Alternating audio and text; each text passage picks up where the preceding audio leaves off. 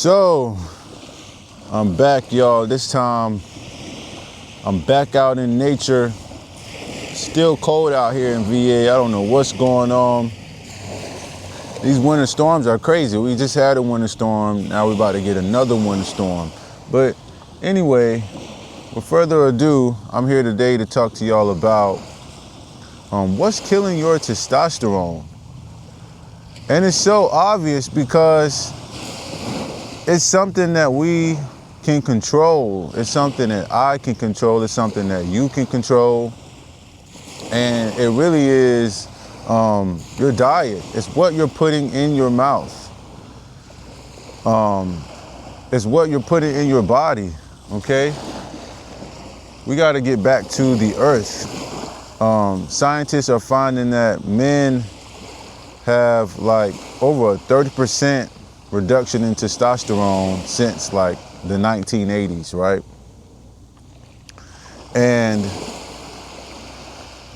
you know, now a lot of people are eating fast food because our lives are so busy. So, you know, sometimes all we can do is grab something real quick and then grab something real quick when we get off. But we got to understand that, you know, what you're putting in your body says a lot about who you are as a person. If you're as noble as you say you are, then you should be putting noble things in your body, okay? And I know y'all hear the waves right now. I'm right by the beach, but anyway, I wanted to quote some things that I found from a few articles on Google Scholar. I've also been listening to a few doctors, but nature is going to heal us. And there is a article published on Google Scholar right now. It's by the Cancer Letters. It's called Multi-Targeted Prevention of Cancer by a chemical in cruciferous vegetables known as sulforaphane. So I always knew that cruciferous vegetables had sulfur in it, but I didn't know the exact compound. If y'all didn't know, I have a bachelor's of science in public health, so I love research. I used to research medicine so much while I was working in a pharmacy. Within these last few years of my life, I kind of stopped doing so much research. But you know, this year something's been telling me to get back into it and just start teaching the people. Because if I can show people how to take care of themselves, if I can show people how to heal, then, you know, that person can give their best to the world, and there can be almost like a domino effect. If I help you, you can help someone else better, right? And it says, isothiocyanates are found in cruciferous vegetables such as broccoli, Brussels sprouts, cauliflower, cabbage. Epidemiologic studies suggest that cruciferous vegetables intake may lower overall cancer risk, including colon and prostate cancer. So, first of all, I can tell you right there, just because of some of the research I've been doing, and so I don't ramble, but it's definitely going to help your colons clean because sulfuric compounds help to clean your liver. And when your liver is clean, it subsequently helps to clean your colons, okay? Also, we're eating a lot of trans fats and saturated fats, okay, that aren't really, they aren't really natural. And a lot of these fats are estrogen mimicking fats and compounds that mimic estrogen in the body, and they throw your hormones off, okay? And this is why so many men can have, and women can have just a hormonal imbalance because of things like Oreos and oatmeal cakes and honey buns, and, you know, you stop the Wendy's, stop the McDonald's, you know, the bun itself has a whole bunch of oil, and those oils, these seed oils like sunflower oil, they contain a lot of omega-6s, and omega-6s are natural, but omega-6s in nature always accompany themselves with omega-3s, and omega-6s have just a more detrimental inflammatory response in the body, okay? And so these seed oils, these saturated oils are not healthy. I sometimes come across people that are from like Britain and places in the UK, and if y'all know anything about the UK, they don't play about gluten in their wheat, and they don't play about seed oils. They don't use sunflower oils and vegetable oils. Those are terrible for the body, okay? And the thing is, the body still utilizes it, and what research has found is that when your body is full of omega-6s, and that's the fat that your body uses for your cell membranes, okay? So your cells have a membrane, your tissues have membranes, and if it's you, and your hormones are made of cholesterol, they're made of fat. So it's like your testosterone. And so when it's full of omega-6s, when the cell is full of omega-6 fats, then research shows that nutrients literally just bounce off the cell. They can't enter the cell.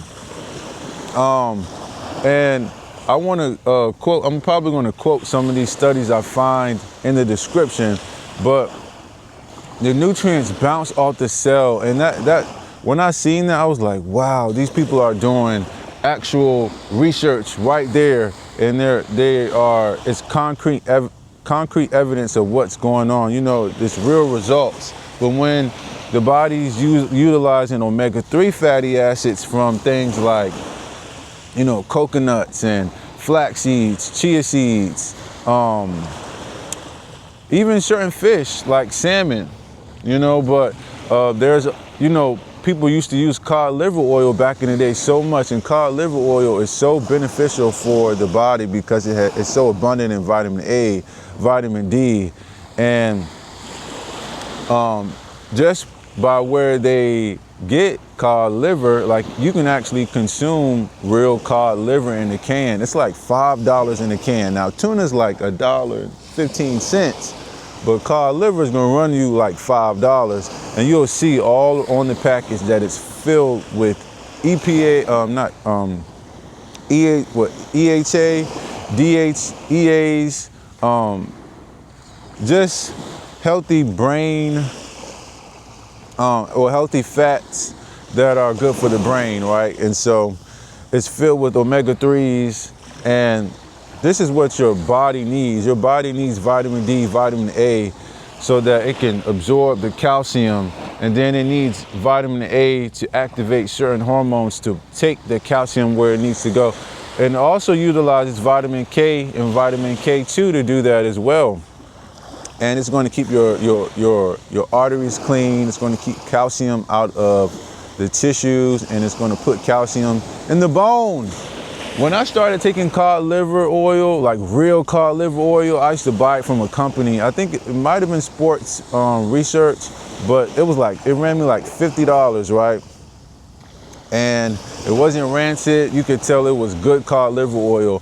And I'm telling you, I have not been to the dentist since, because ever since I started being aware of vitamin K2 and vitamin D, my teeth have just been a lot stronger. Even if I get a little plaque sometime, I just make sure, you know, I'm following correct hygienic regimen, and, you know, my teeth are normally white and healthy. So people are like, well, when's the last time you've been to the dentist? Like, sometime my doctor will ask, and sometimes I'll tell her, like, look, I don't go to the dentist because they're gonna scrape my enamel off, and, you know, also they don't know how to get to the root cause of what's going on, so you can prevent the cavity. But the fluoride technology is great technology because it's going to pull the calcium to the tooth. Anyway, we're not gonna get there. Real quick, if y'all didn't know, on that side of the elemental chart, fluoride, chloride, certain things have an affinity for the salts on the other side of the element, like calcium and sodium. And so when fluoride is on the tooth, then the calcium that's in the food or the calcium in your saliva can be pulled towards the tooth and pulled into the porous cavities of the tooth, right, by the fluoride. So that's what fluoride toothpaste does. However, we all know that fluoride also can end up in the brain, and it also can be kind of toxic. So we don't like using fluoride toothpaste over here, okay? But anyway, back to sulforaphane.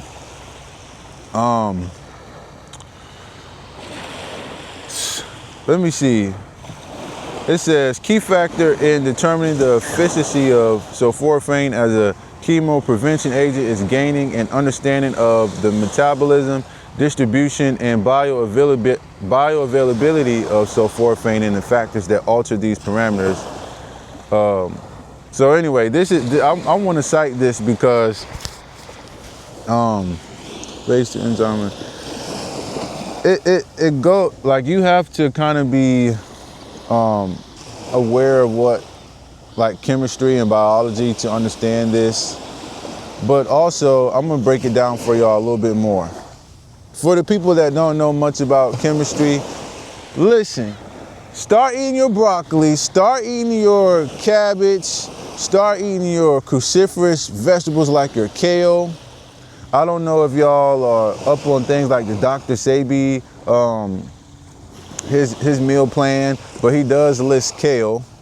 But anyway, they're very detoxifying for the liver. And if you can keep your liver from being fatty, from all those trans fats and nasty fats, then you can detoxify your body.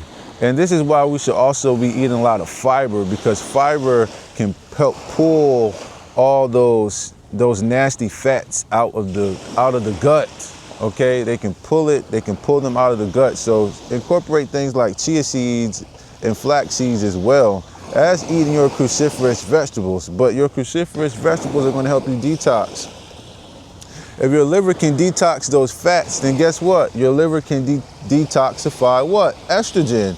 Because estrogen is, you know, it's made of things like fats and let's actually see what estrogen is made of. And we can search things up right here on Google. That's the cool thing. You don't even have to look on Google Scholar.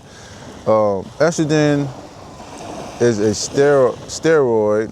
Hold on, why did it search up in okay, AI, they brought me what estrogen is made of in German, okay? So, what is estrogen? Oh my God, why is my stuff in German? Okay, made of. Estrogen is made of. What is it made of? It's a steroid hormone synthesized primarily from cholesterol through a series of enzymatic conversions in the ovaries, the adrenal glands, and fat tissue. Cholesterol is transformed into intermediate androgens such as testosterone and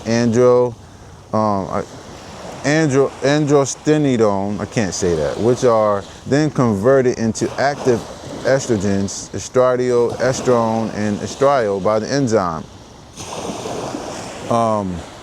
So detoxify the liver, you can detoxify all those nasty hormones, and then you can have the right hormonal balance you need. And so some of y'all that are on this semen retention journey right now, definitely follow me. But if you're on this semen retention journey, right, and you're feeling like, oh, I'm having a flatline. A lot of people, they hate flatlines. I hate flatlines. Sometimes I have a flatline. But what I started doing lately is I started incorporating these greens in my diet, these cruciferous vegetables. Detoxify the liver and detoxify the body, and it's going to balance your hormones by itself. Okay, there's a lot of research in here that suggests that sulforaphane has an indirect ability to raise testosterone in the body just by detoxifying estrogen and detoxifying all those nasty fats out of the digestive system, okay? And so I highly recommend y'all to start incorporating things like cruciferous vegetables. Lately I've been juicing them. So yesterday I juiced cabbage, pineapple, and I juiced orange beets together. It was pretty good. I mean, you couldn't really take, I did a whole cabbage head. So of course it was a little bit it was kind of strong, but you put a little ginger and a little cayenne pepper to give it that kick, and then you won't really taste the cabbage so much. But you know, I'm used to these living foods, so they don't really bother me. I love it. But yeah, we're going to stay up on this topic because I want to bring y'all some real facts. If you're like me, you want to know the facts. You want to know what's in the research, okay? Because we want to know what are the results of these doctors and scientists that are actually doing the research, okay? And so, detoxify that liver. If you're on the flat line, please detoxify that liver first and start eating your cabbage, your broccoli. And also, you can't cook all of the nutrition out of it, okay? These compounds, they are heat sensitive. Once you start cooking the compounds out of the vegetables, then, you know, you have little to no sulforaphane left. So you gotta learn how to eat raw foods. And the best way you can eat raw foods is by putting them in a juicer or putting them in like a really good smoothie. Oh my God, look at this bird. Put them in a really good smoothie blender, like a Vitamix blender, because now you got raw foods, the vitamins aren't being cooked out. Since I've been doing it this whole January, I've been so energetic. My skin is slowly but definitely improving. And also, it's getting a lot tighter. My hair is growing like crazy. If I pull my hair right now, it's mad long. It's super long, and I just feel so good. And I want y'all to feel good as well. You know, it's a wonderful thing to be able to be busy and go to work and be active, but also have a clean body full of energy. Okay, we don't want to be sluggish. Ain't none of this sluggish going on. Don't you think a sluggish body means procrastination? Don't you think a sluggish body means fear and a fear mindset? Okay, we don't do that over here. Don't let them trick you out your spot. I told y'all that before. Check out some of the next videos in the arsenal. And yeah, we're going to get back to it.